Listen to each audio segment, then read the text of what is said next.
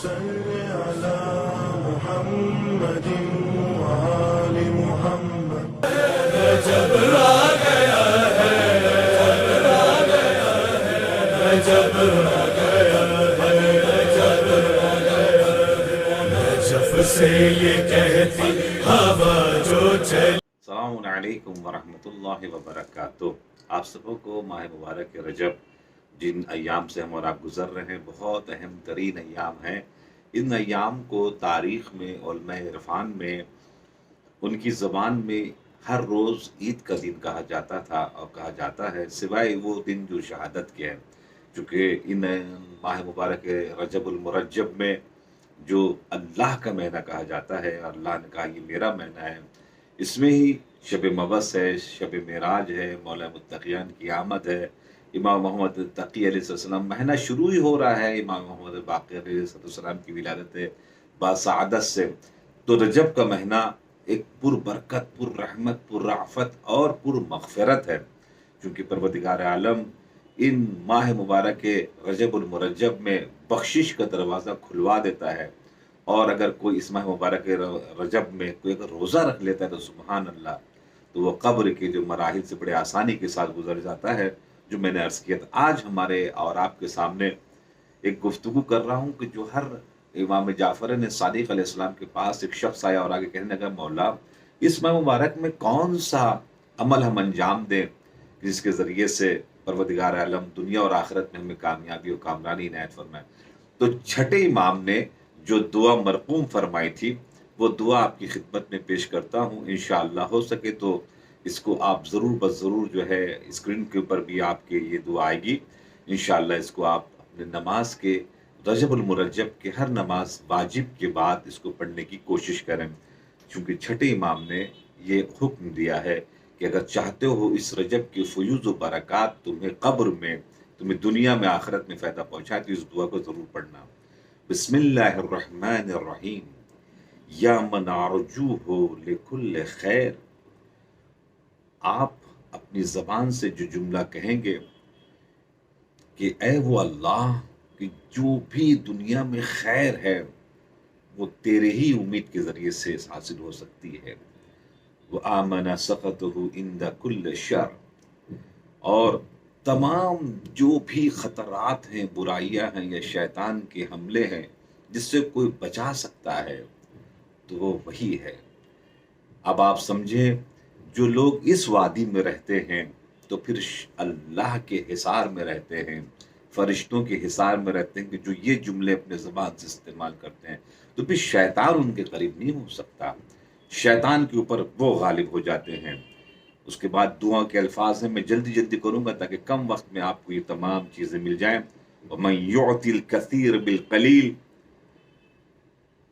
پروردگار عالم وہ ہے کہ جو عطا کرتا ہے،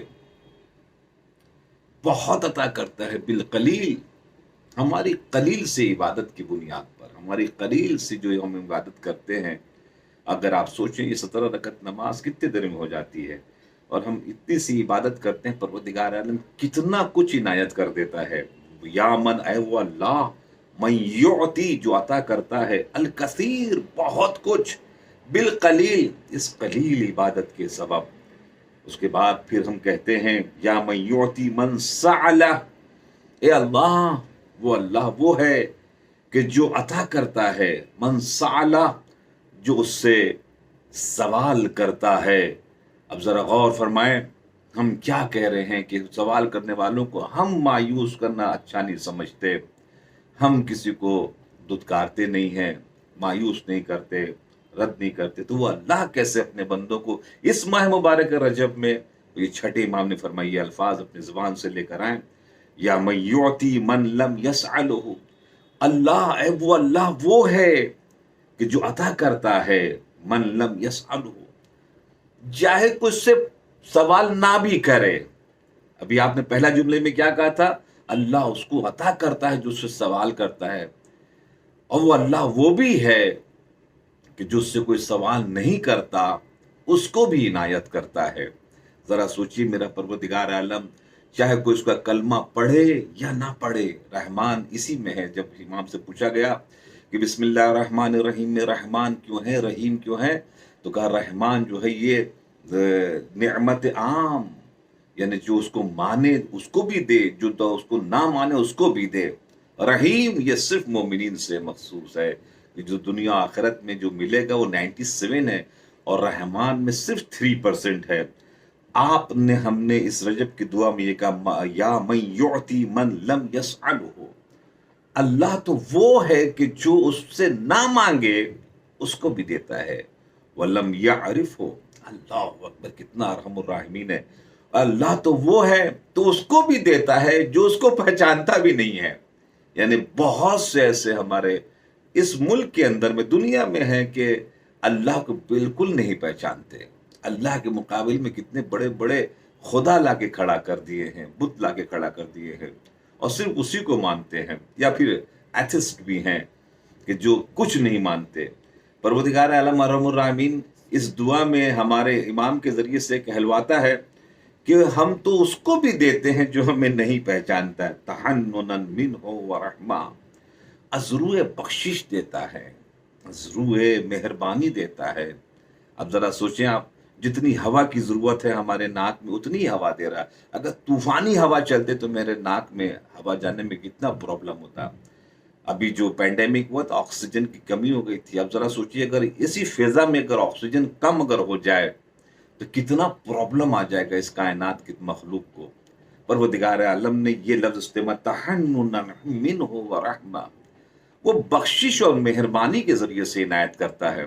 میرا پروردگار عالم اعتنی بمسألتی ایاک، اور اے پروردگار عالم ہمیں وہ عنایت کر دے جس کا میں تجھ سے سوال کر رہا ہوں۔ اب آپ کیا کیا سوال کر سکتے ہیں؟ آپ کربلا بھی مانگ سکتے ہیں، آپ حج بھی مانگ سکتے ہیں، مانگ سکتی ہیں، آپ عمرہ بھی مانگ سکتے ہیں، آپ اپنے قرض کی ادائیگی، اپنی پریشانی کو دور کرنے کا ذریعہ۔ اس دعا میں امام نے کہا کہ آپ بولیں، مانگیں، یہ موقع ہے۔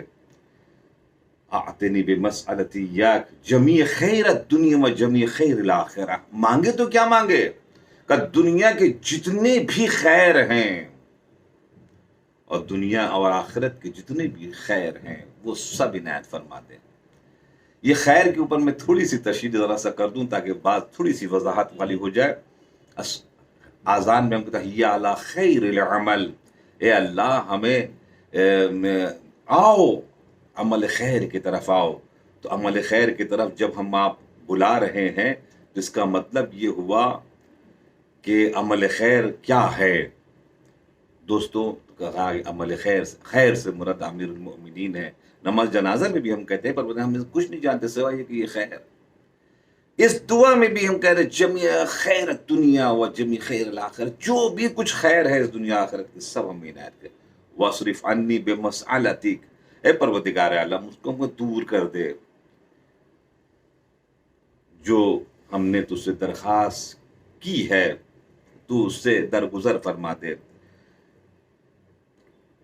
کہ جو کچھ میرے لیے صحیح نہیں ہے، ایاک جمیع شر الدنیا و شر الاخرہ، کہ جو ہمارے لیے اس دنیا اور آخرت میں شر کا سبب بنے۔ اللہ تو وہ فَإِنَّهُ غَيْرُ مَنْقُوصٍ مَا عَطَيْكَ، اور وہ تو ایسا عطا کرنے والا ہے غیر منقوص جس میں نقص نہیں ہوتا۔ جو وہ دیتا ہے وہ اتنا عظیم دیتا ہے کہ لوگ لاکھ چاہیں اس میں اندر میں نقص نکالنا، اس میں نقص نہیں نکال سکتے۔ جب وہ دیتا ہے تو پھر اسی اندر وَزِدْنِي مِن فَضْلِكَ یا کریم، اے پروردگار عالم جو تو نے عنایت کی ہے اس میں اضافہ فرما دے اپنے فضل اور اپنے کرم سے، یا ذوالجلال والاکرام، اے صاحب ذوالجلال والاکرام، اے صاحب عزت و جلال و بزرگواری۔ پروردگار عالم یہ ثنا کر رہے ہیں ہمارا یا ذا النعماء والجود، اے وہ کہ جو نعمت دینے والا ہے، عطا کرنے والا ہے اللہ۔ یا ذا المن والطول حرم شیبتی علی النار، جب اس دعا کو بولے، اس لفظ کو بولے تو اپنے ٹھڈی کے اوپر جو ہے ہاتھ رکھ لیں اور ایک مرتبہ 3 مرتبہ اس الفاظ کو بولیں، یا ذا المن والطول، اے وہ کہ جو صاحب بخشش ہے اور صاحب عطا ہے، حرم شیبتی علی النار، میرے اس چہرے کو، جب کسی کو بہت آپ منت سجامت کرتے تو آپ اس کے داڑھی کے اوپر ہاتھ رکھتے ہیں، ہمارے معاشرے میں اس انداز سے، تو کہا کہ اپنے داڑھی کے اوپر ہاتھ رکھو، کہو کہ ہمارے اس چہرے کو، اس مقام کو تو پروردگار عالم جہنم کی آگ سے محفوظ رکھنا۔ یہ 3 مرتبہ کہنے کے بعد اپنی دعا کو آپ تمام کریں۔ تو یہ جناب عظیم ترین نعمت ہے امام کی طرف سے۔